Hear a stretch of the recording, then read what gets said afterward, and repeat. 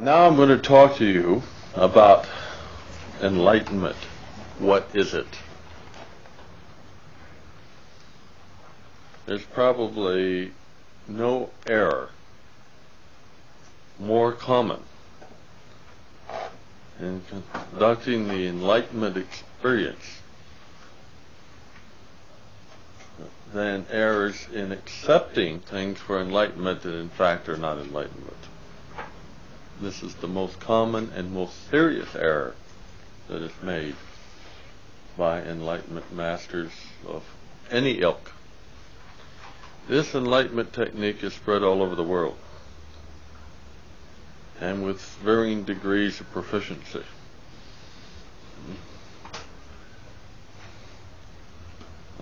Some have varied it quite a bit.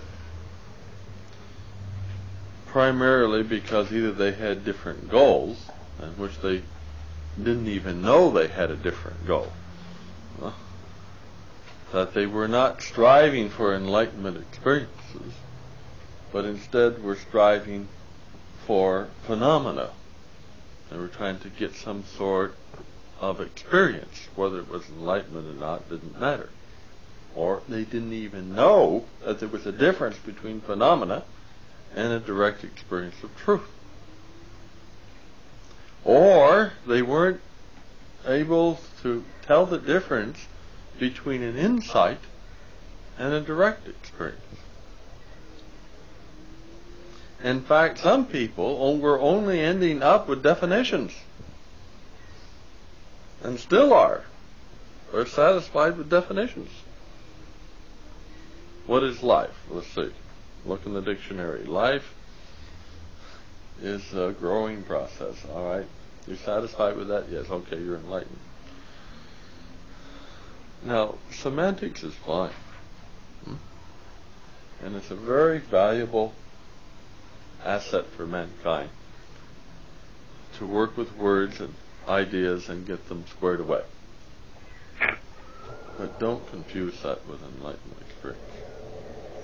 Having a very good definition, clear cut of what a word means, or tagging the right word onto a certain clear idea. These are well defined, and that's good. And very often is taken mistakenly by innocent people. I have to give them that benefit that they're innocent as enlightenment experiences. Insights are even more often taken as enlightenment experience, where they suddenly see something that they've never seen before. And it sometimes is quite exciting to the people, and quite they feel benefited from it, because they say, now I see. But that in itself is not necessarily an enlightenment experience. The difference between an enlightenment experience and an insight is primarily that an insight is had through a process. An enlightenment experience is not. Through the process of thinking, through the process of seeing, through the process of perception, through the process of having gone through a mental procedure and arrived at a conclusion through logic, reasoning, and they end up with an insight. The very word itself describes it. It's an insight. They've had an internal seeing. It's a perception.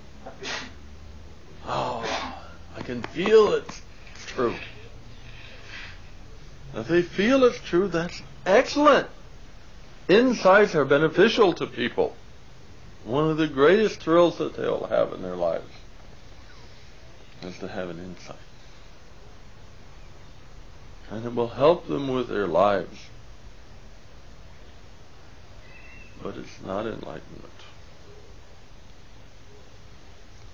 And many people in the therapeutic world, especially in the humanities. And people who have worked in direct methods of trying to achieve enlightenment have accepted insights as enlightenment experiences. And they're not. It's a degradation of the word enlightenment and the tradition that is, we know, famously begun by Buddha. It's a shame on his experience for people to take definitions and insights as equivalent to enlightenment experiences.